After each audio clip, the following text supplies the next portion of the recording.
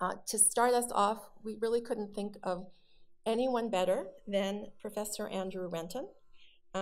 It's been like a great pleasure of my professional life to meet him. Years ago, I ran a foundation in Jerusalem called Keren Adi, and we did a competition of Jewish expression in contemporary art. And Andrew was on our jury from the very beginning and always asked the best questions and raised the most interesting issues.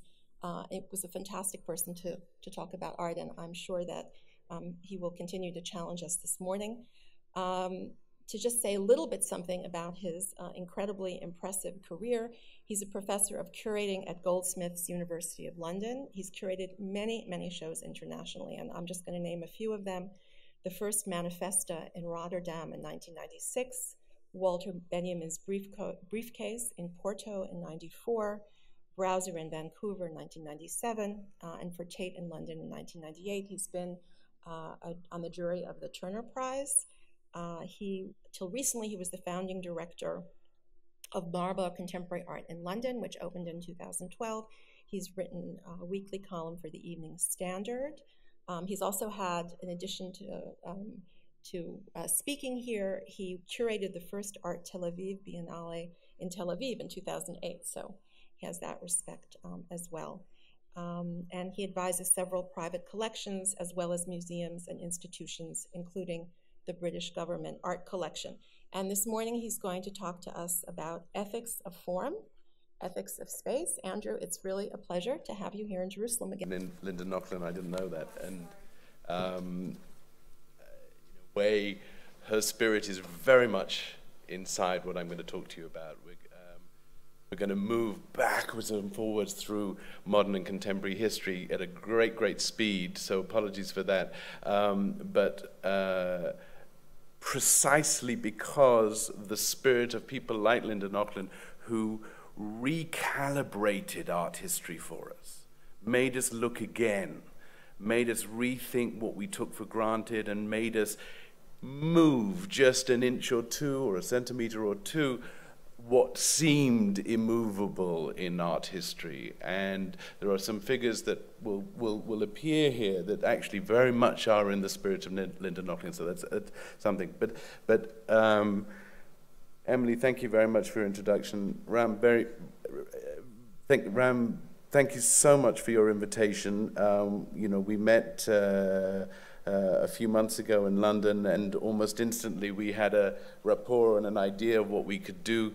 And I'm honored to be part of a very ambitious long-term project, what this biennial could be and should be, and it's an act of faith, no pun intended, that this should be sustained and sustainable here in Jerusalem, and congratulations for just surviving it and making it happen again this year.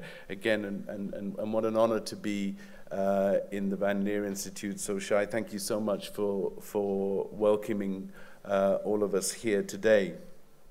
As I say, apologies in advance. This is going to be breakneck speed.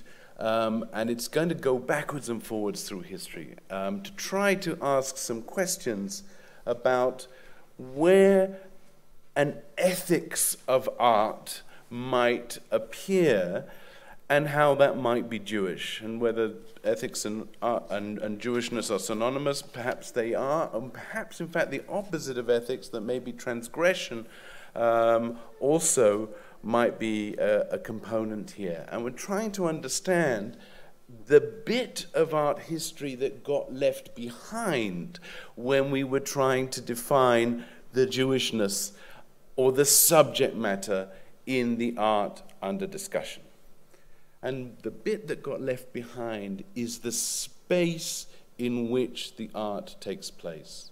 And that space, as I'm trying to explore, is what I would call an ethical space. It's always ethical because there's always an encounter. The encounter in the simplest way, in the simplest, most old-fashioned way, is maybe when Rembrandt sits in front of a blank canvas and paints a self-portrait with a mirror on the side. There's a reflection of himself, and that is a anxious, ethical encounter. Who am I? What do I stand for? When we, as a viewer, then come and stand in front of that Rembrandt painting, and we say, what is going on here? There is an ethical, almost trembling moment of truth. It's very Levinasian in that sense. When Levinas spoke of face-to-face, he was referring to a whole legacy of that ethical encounter that really goes back to Har Sinai. Going up and an encounter like no other. And we don't notice these encounters because we take them for granted in the ritual of looking. But let's start 1958. There's actually a painting here from 1951 by Barnett Newman, and not quite sure, doing my detective work, why 7 years later it's still in the studio. I suspect it went out of the studio, got sold and came back. But this photograph is a very strange photograph, and in a sense is an index of everything we're going to talk about. There's Barnett Newman on the right, and we don't know who this is on the left. It's a photograph taken either by Peter Julie, but it's designated Peter Julie and Son, so it's a company that came into the gallery, like they often do, to document photographs. But this is no ordinary documentation. What we're seeing here is a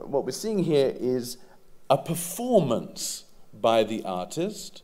Clearly, this has been structured not by the photographer, who was a documentary photographer. His archive, by the way, is in the Smithsonian, so I went trawling through all of the photographs to try to understand whether or not the photographer was constructing scenarios like this, and it's very clear that this is Newman's construction. Now, what's wrong with this picture? Well, let's just scroll forward for 1 second. This is where we're going to end up. This is Dan Graham, and in a sense, Dan Graham's performative, conceptual works that are operating in space, in a sense, it's the tail end of what Barnett Newman was trying to put together in that photograph. So hold that thought. Now, back to this photograph. Now,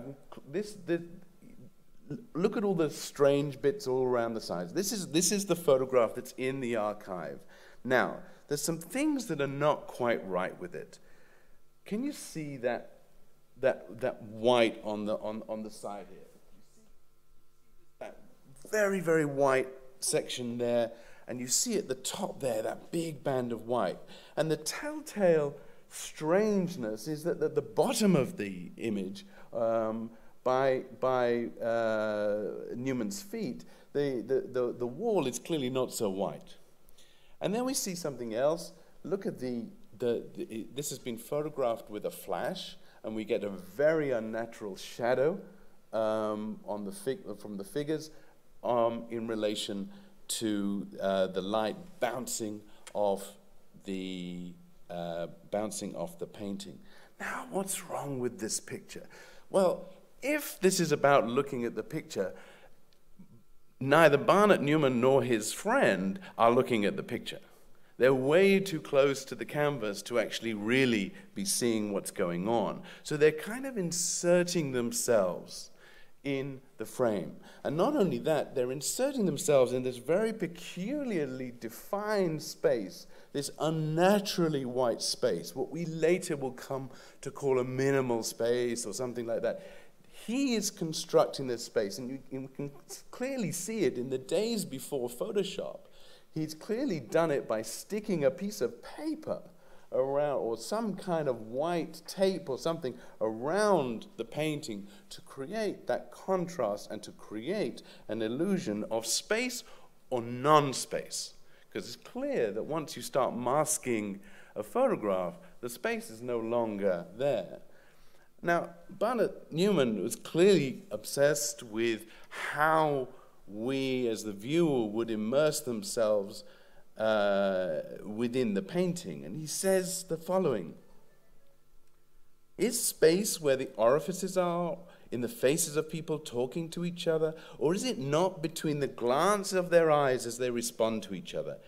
Anyone standing in front of my paintings must feel the vertical dome-like vaults encompass him to awaken an awareness of his being alive in the sensation of complete space. This is the opposite of creating an environment. This is the only real sensation of space. I'm involved in a painting to give a man a sense of place, that he knows he's there, so he's aware of himself. In that sense, he relates to me when I made the painting, because in that sense, I was there. It's going back to that original model. So he's absolutely obsessed with a sort of a total spatial encounter between the body and the painting. And it's very interesting that and then again, these paintings, these photographs must have all happened on the same day, and you can see the fiction that has been constructed within them. And I just included a couple of documentary photographs that we found also in the archive. It just seems absolutely fascinating, because of course they don't look anything like the painting. So, you know, what is it that's being constructed here? There's Newman's wife, again, our stranger who we don't know, in the front of the same painting, and a couple of paintings that are apparently by Barnett Newman, but of course, in their current form, they don't look like that. And just to reinforce this, here's Newman again at Betty Tompkins' gallery, looking at his own show, and that's the painting he's looking at. It's quite interesting. And that's him engaged in a much more classical act of perception, that he's taking in the whole painting. And it is interesting, it's very rare to see this, but you know, after this point, Newman chose not to publicly display these smaller paintings that you see here in his lifetime. He didn't feel so comfortable. He really wanted those big, impactful paintings. And that's what we inherit. We inherit this legacy of somehow believing within abstract expressionism, that very, very Jewish tradition of abstract expressionism, that we can actually have a spiritual encounter with the work of art. And we inherit this idea that if only we knew how to immerse ourselves in the space, we could have this encounter. And there we are in Rothko Chapel, and a variety of spiritual encounters that take place with regularity in that space. This one amuses me a lot. She was showing off her haute couture collection. And again, these photographs that are constructed around these artists, the painting is always bigger than themselves. The idea is always bigger than the physicality of the painting. We immerse ourselves.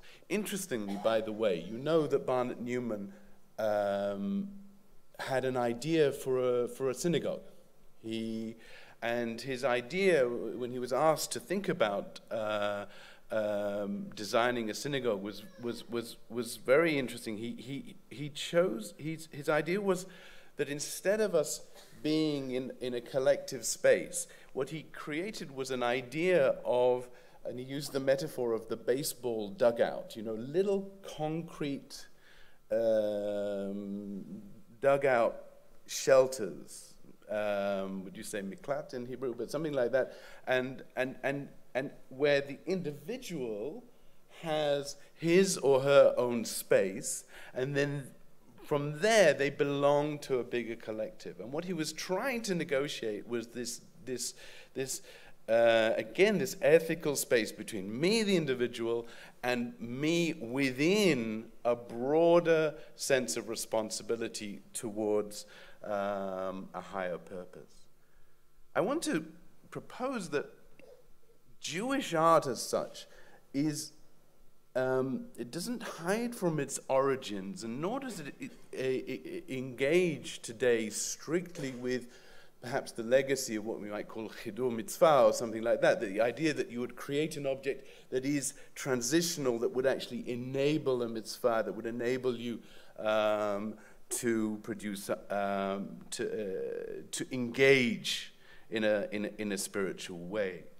What I think is consistent, and I think I'm going to just move forward, what I think is consistent is that there is always, in all of the work that I'm going to show you, there is always a body. There is always, let's say, the Jew's body. That Jewish body is a very difficult body. It's a very resistant body. It's a very problematic body. It has aches and pains, and it's always negotiating a space for itself in the world.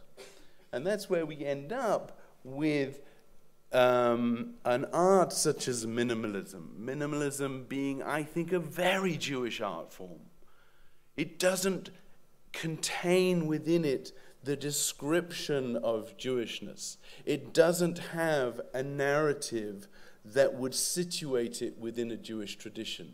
And yet, it does feel like there is a legacy that's being traced. For example, with minimalism, you know, doesn't Rashi say in the Torah, when describing the Shnei Luchot and describing the tablets of stone, that those shapes are of cube shape? They look suspiciously like Donald Judd. And they come down the mountain, and they also have something very specific to them. As is described in Rashi and in the Midrash, the letters, as you may know, as you may recall, are cut through the stone, and as if suspended in midair in the stone. And what's extraordinary is that if you turn the stone round, you can read the text in exactly the same way from the other way round. Of course, it's a miraculous analogy, but the analogy is very helpful for us. Because what this does is it says that within the cube that there is a space of play, that it is not the surface of things, but it is the space of things. It is not just the outside of things, but it is the inside of things, and there is something that goes on in a space that is set up for our perception. And it is our body that negotiates that time and time again. And so in those early days of minimalism with an artist like Sol LeWitt, what we're seeing are those open forms in which our body must negotiate.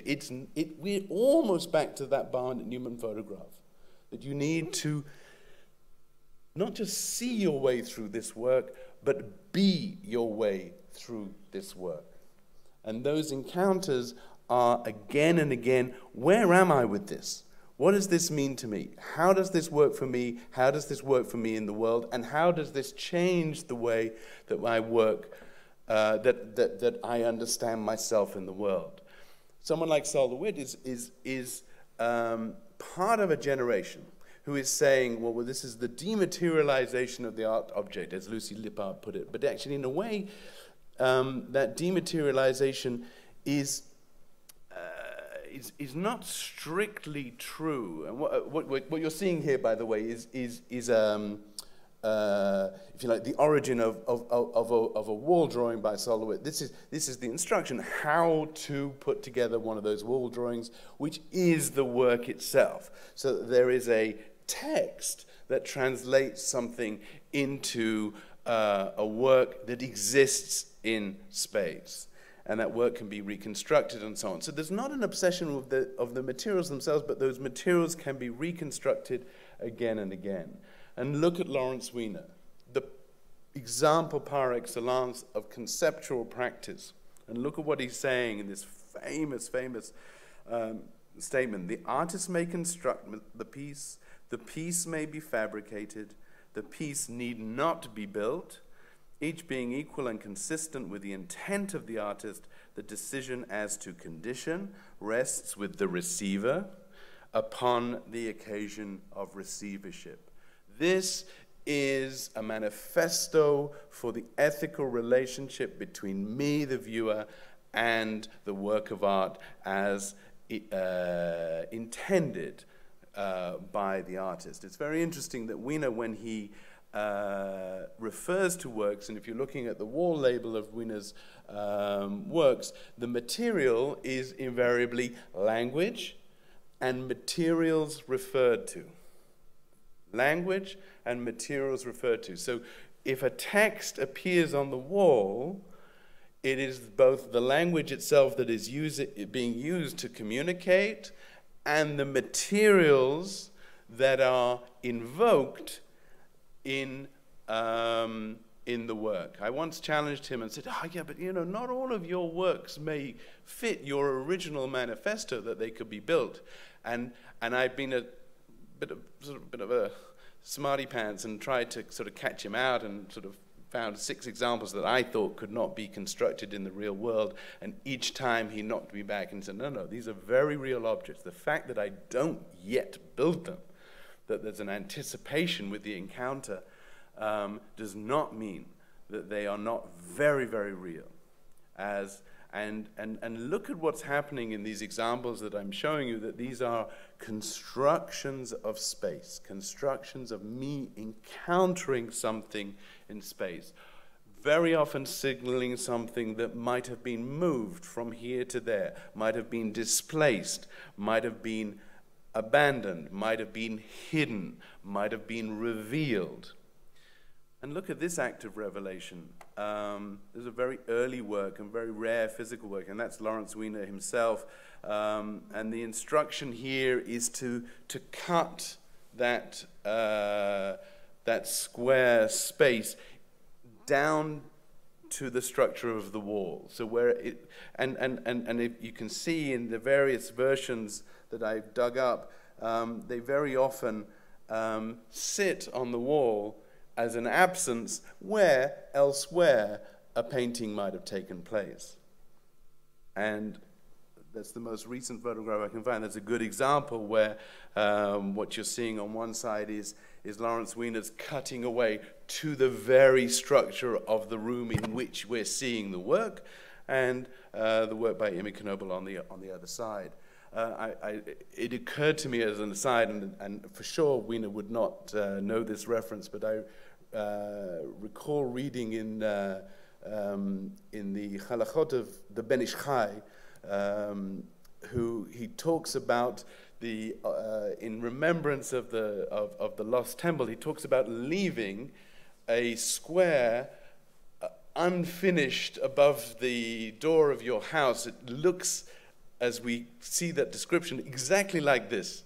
And for sure, Wiener knows nothing about this, but it just strikes me that there's a sensibility of what an absence can achieve as much as what a presence can achieve.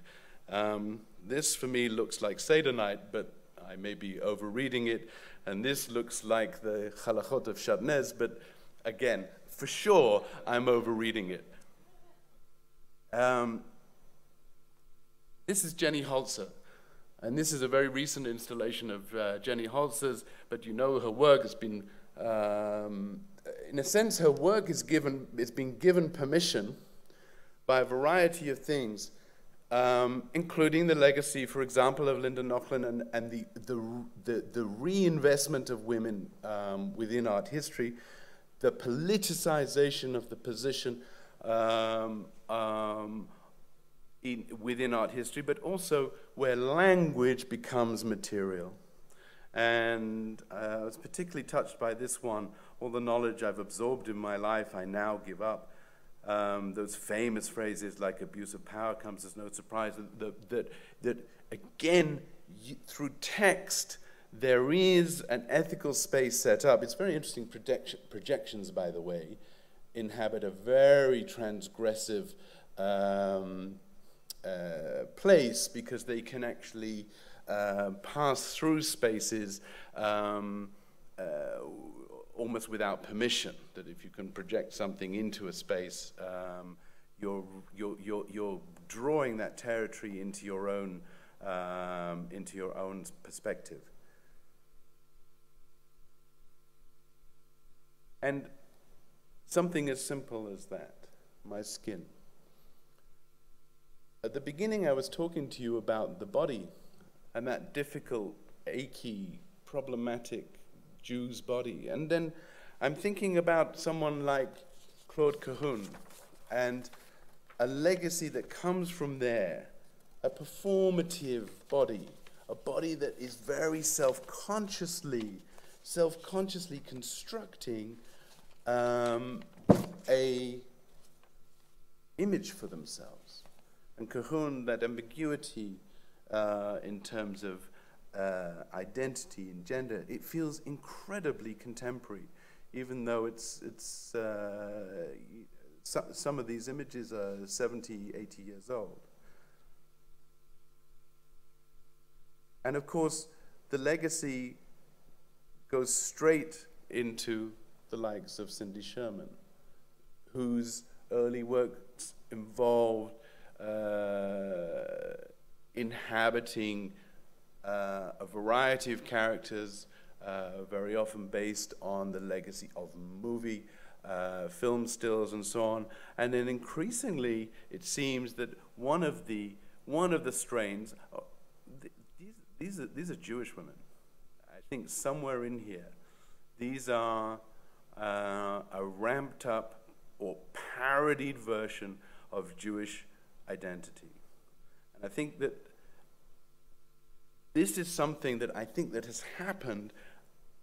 We go back to Barnett Newman and to Rothko, where we throw the baby out with the bathwater, that we as Jews will be more Jewish through our abstraction. And I think decades later, 50 years later, what we find is the possibility of reinvesting and re-seeing the Jew's body again. This is a painting by Deborah Cass, for example. We know it looks like a painting by Andy Warhol, but Andy Warhol didn't make this painting. Deborah Cass made this painting looking like Andy Warhol of that great Jew, Barbra Streisand.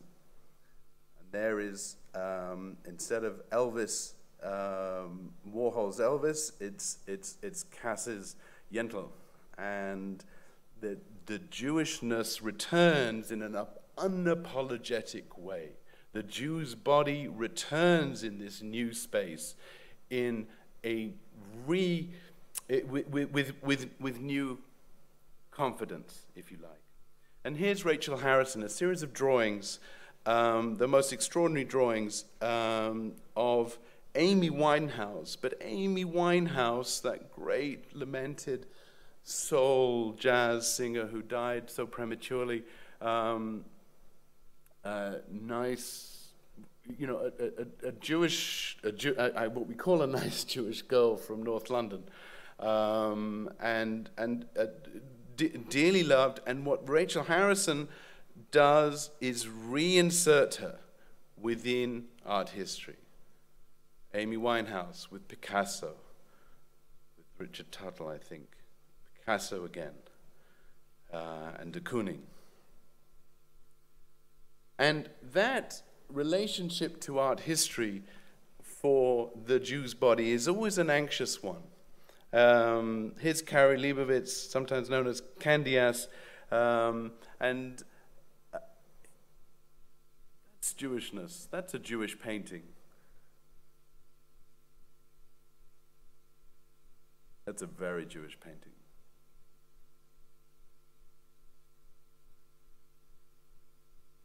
And that's a Jewish kippah.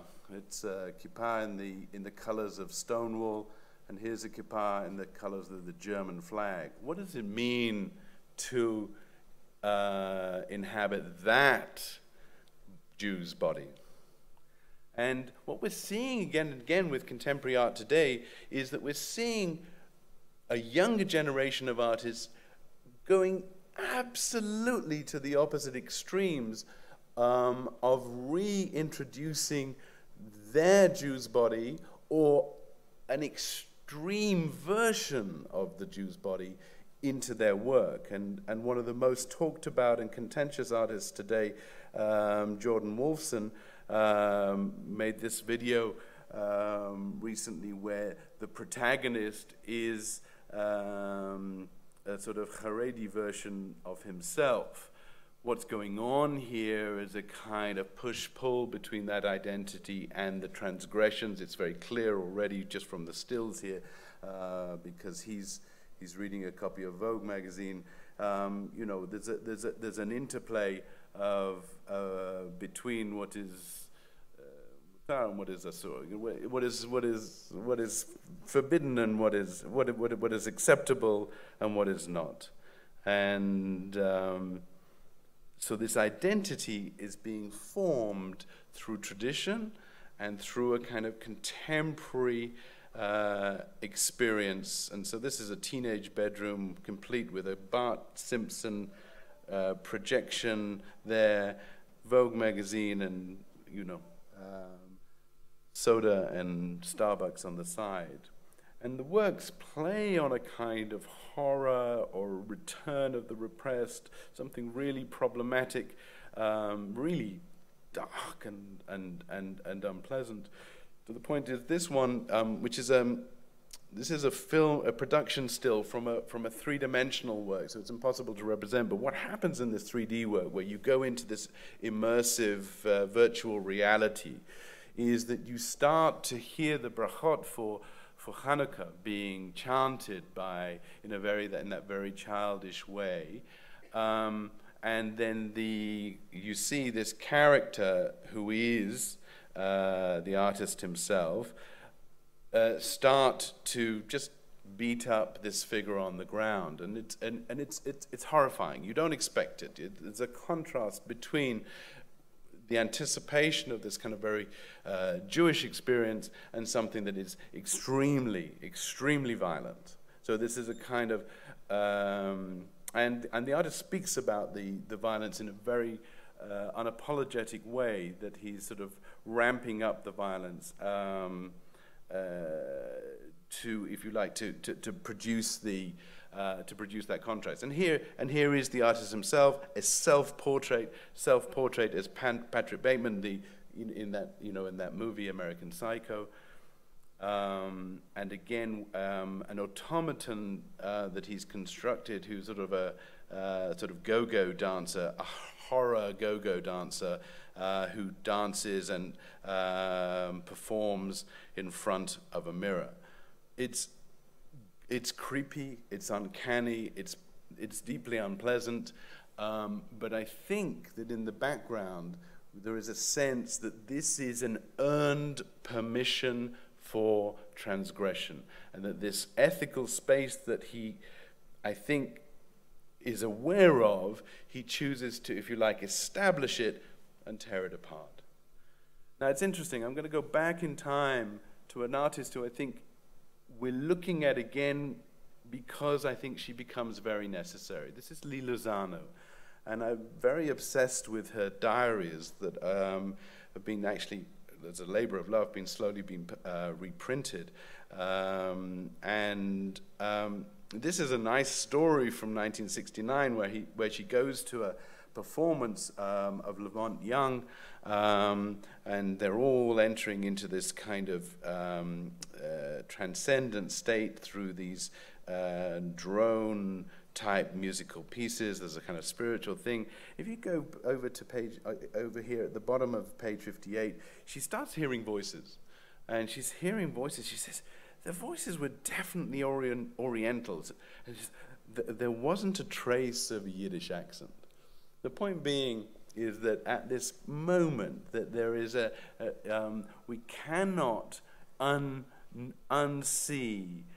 unknow our identity, our Jewish identity. And the fact is that she's entering into another spiritual realm, an Eastern philosophical Zen-like state, and yet she's anxiously saying, oh, there wasn't a trace of a Yiddish accent, i.e. there should be a Yiddish accent in this building.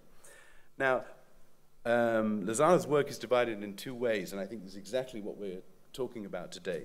That there is a body of works that deal with this form of absolute abstraction, what we would call the legacy of color field abstraction, playing on a series of theorized color fields that produce extraordinary optical effects in the eye, and yet all the time she would like to undo her own thesis. And here's a note that she made to herself in February 1969. Oh, what if we got someone else to choose the color of the painting? So the thing that was holding the painting together before was this space and color that had been established by herself, and in fact she seeks to undo it. In parallel to that, there's a whole body of work that deals with the processes of making through these grotesque forms, tools that have been animated, that have been, if you like, anthropomorphized into grotesque human figures. And then that signature mouth that appears in drawing after drawing. And then I just found this by accident. It's the only time. There's a drawing and then and then a little painting that was made in relation to it that signals that there is a connection. Now, that's the background to Lozano. But Lozano's great work was that at the end, that she chose, having had a very successful career in New York, that she chose at a certain point in the early 1970s, having started to try a strategy here of boycotting galleries, then doing something that is absolutely in the heart of what we were talking about, the dialogue piece, an idea that the work could simply involve dialogue, simply involve a face-to-face, an encounter, an ethical encounter, to the extreme version, and here we reach it in August of 1971, decide to boycott women. And what she does is she actually stops talking to women. We believe, well, for sure, for the rest of her professional career, she backs out. She doesn't stop talking to men, interestingly enough, which is what one might think at this point. But actually what she's saying is that it's such an extreme thing that I need to pull myself out. And she does. She withdraws from the art world completely, and it takes another 30 plus years for us to understand again why this becomes relevant, why this is important. And I think that for sure what we've been following over the past 2 or 3 weeks in North America, in fact for the past few months, we start to see that her proactive strategy that was self-sacrificing to the point of absolute silence seems very radical and very necessary and very much worth redeeming in our time. And I think there is a series of other artists that we can start to see again that for a long time were invisible and were not on the radar, partly because art history writes history in a particular way, very much seen through men, and partly because, in a way, some of their work is almost too hard to take. You may recognize, you may have seen in exhibitions here, this is the work of Alina Shaposhnikov. I learned recently, by the way, that this is this mouth is based on Julie Christie. I always assumed it was Shaposhnikov's mouth, but it was actually based on the kind of paradigm of the of the movie mouth. Here's an early work of her, a proposed Holocaust memorial, and then the work which deals with fragments of the body, very often fragments of her body, her Jew's body, the body that is standing in, part of the body that is standing in for the whole. And her casting her son here. And then her placing herself within what she saw as these kind of diseased components. It was just when she'd been diagnosed as having cancer. And then it goes straight into Eva Hesse. They didn't know each other. Shaposhnikov may have known a little bit about Hesse, but probably not the other way around.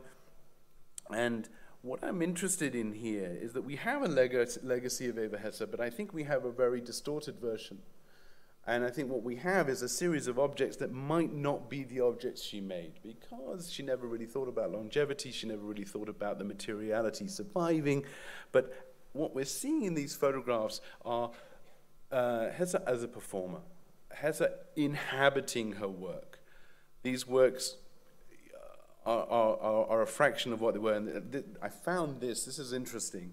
And this is an original installation of a work, and then this is the same work 30 years later. And it's clear that materially it's not really the same thing.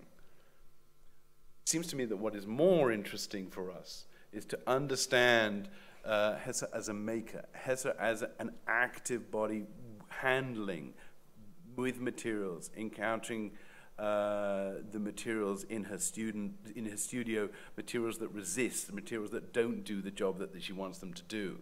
It's quite interesting that this is work that's going on in parallel. She's in a constant dialogue with Sol LeWitt, who we saw before, whose forms are very fully resolved, and she can't resolve them. She does not know how to, nor does she want to resolve those forms, but those forms are open, changeable all the time, becoming something else, raw materials that are constantly in a state of flux. She negotiating those materials, and that process of negotiation, which I think is a process, is again what I think of as our ethical relationship.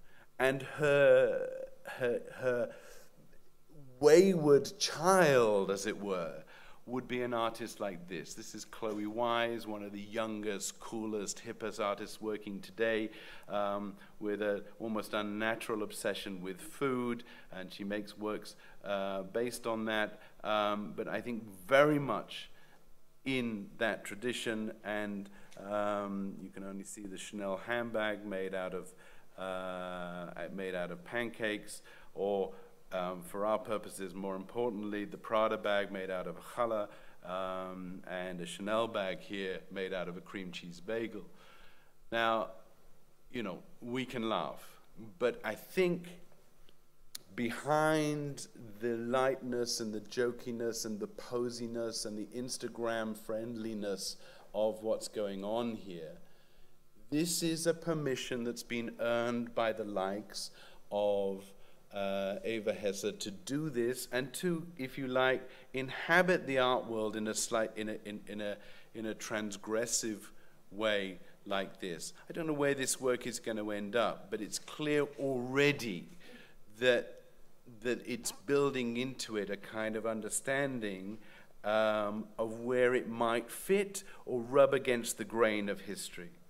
And this, perhaps her most infamous work, and I include it really because it's got one of the best titles of a contemporary artwork. This is Star of Larry David, and made out of bacon rashers.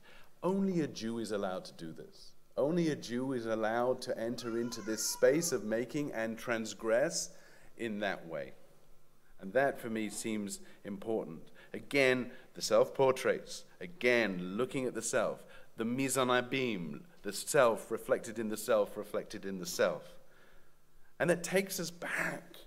I'm going backwards and forwards in time here, but it takes us back to those key figures, those key Jewish figures who are being reassessed again today. Carolee Schneemann, who's got a retrospective that just opened 2 weeks ago in New York, where her body is the performative element that is the body at work. We talked about Linda Nochlin, whose great essay about Manet's Olympia made us look again at the whole history of modern painting, about who was doing the looking.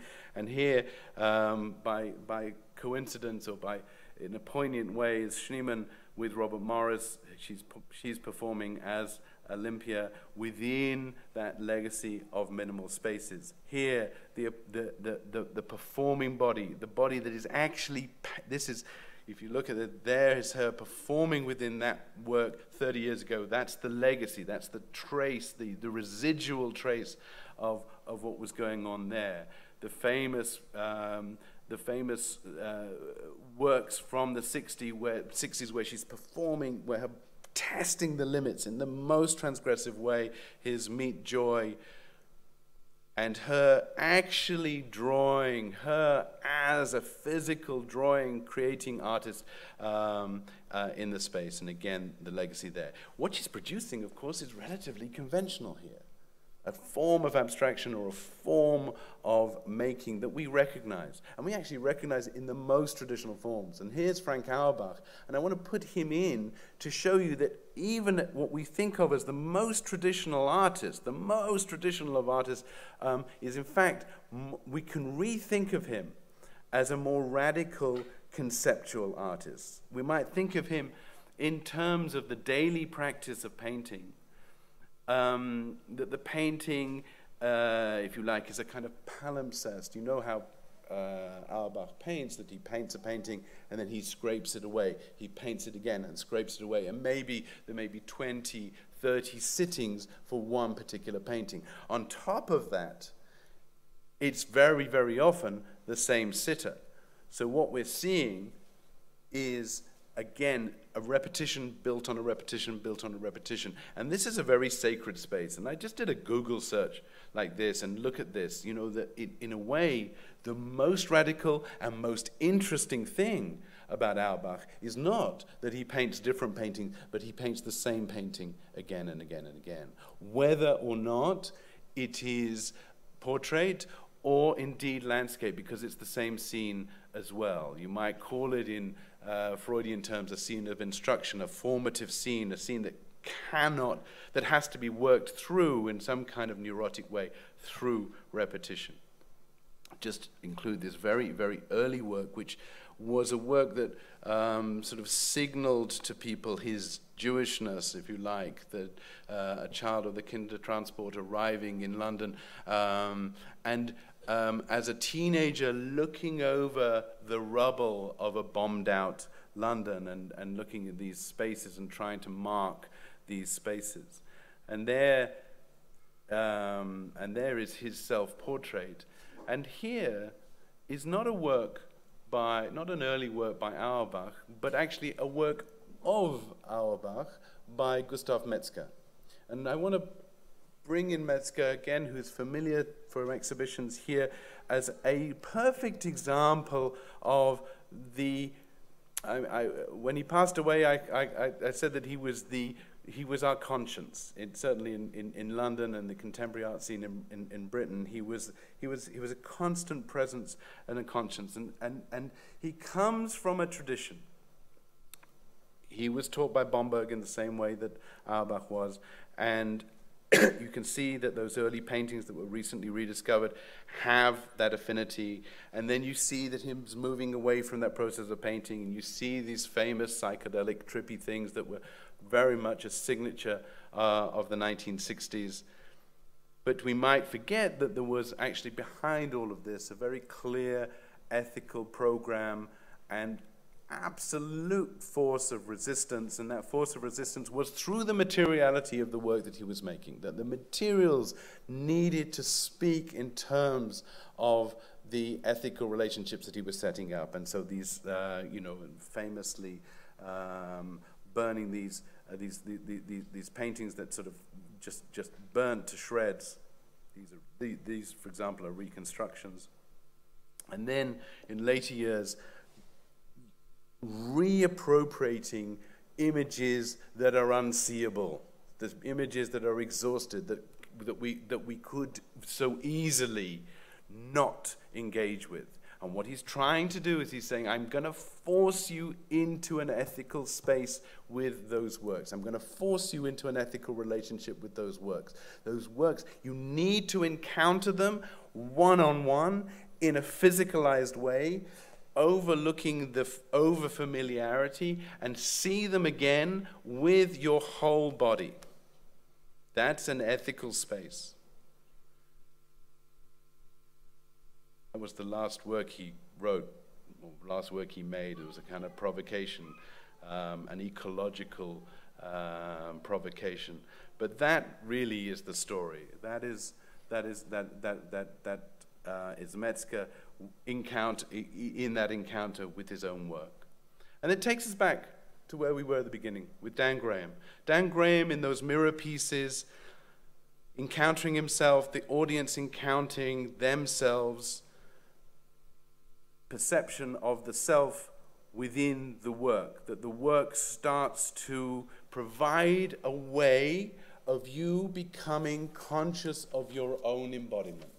It's as simple as that, that you start to see yourself reflected in these spaces, and in so doing, the space surrounding these works are drawn towards it, that the work is no longer about looking at a discrete material work, but that work is a means towards an end. Interesting enough, there's a Viennese work in the shape of the Star of David, but in a sense, probably the most overly specific work of his. But actually, the model is very simple. The model is really one that comes back all the way back to maybe the spiritual father of this whole idea, and that's Walter Benjamin. Benjamin was trying to understand how the body moves through the world, and so often it was how the Jew's body moved through the world, even if he didn't often admit to that. And his huge project, the Arcades Project, which is probably the greatest piece of cultural theory of the 20th century, even albeit as we inherited a bunch of fragments, by definition, perhaps that is probably the truest way. And one of his obsessions was how to move through the arcades of Paris, and he became conscious that we became conscious of ourselves doing the looking, that we, as we move through these spaces, we see ourselves in the process of observing. And I think Dan Graham was very, very influenced by that. And maybe, and I know I'm very, with apologies, I've talked for too long, I could just end with a very beautiful passage from Walter Benjamin that, if you like, tells you, anticipates a lot of the issues and problems and joys and encounters that we have just seen. And he anticipates it so many, many, many years before we can even conceive of an artwork that could achieve it. But he saw it in the world already. And this is how he says, "A look at the ambiguity of the arcades, their abundance of mirrors, which fabulously amplifies the spaces and makes orientation more difficult. For although this mirror world may have many aspects, indeed infinitely many, it remains ambiguous, double-edged. It blinks. It is always the one and never nothing out of which immediately rises. The space that transforms itself does so in the bosom of nothingness. The whispering of gazes fills the arcades. There is nothing here that does not, where one least expects it, open a fugitive eye, blinking it shut again, but if you look more closely, it is gone. To the whispering of these gazes, the space lends its echo. Now what, it blinks, can possibly have come over me? We stop short in some surprise. What indeed can possibly have come over you? Thus, we gently bounce the question back to it. What can possibly have come over us? That is a question, I think it's an ethical question that is thrown back to us through these spaces that are established in contemporary practice. What can have come over us? And if we can ask just that question, what can have come over us, then we start to see a place for ourselves in the work that is being made today. And I end with this kind of great moment. It's a found photograph. Dan Graham found this photograph of this couple, this newlywed couple who were standing by a work of his. We cannot anticipate how a work of art comes to be used and comes to be needed in the world. But if it sets up a series of conditions within itself, it should, in theory, open up an infinite amount of possibilities that allow our place in relation to it and allow us to negotiate a place for ourselves in the world. Thank you.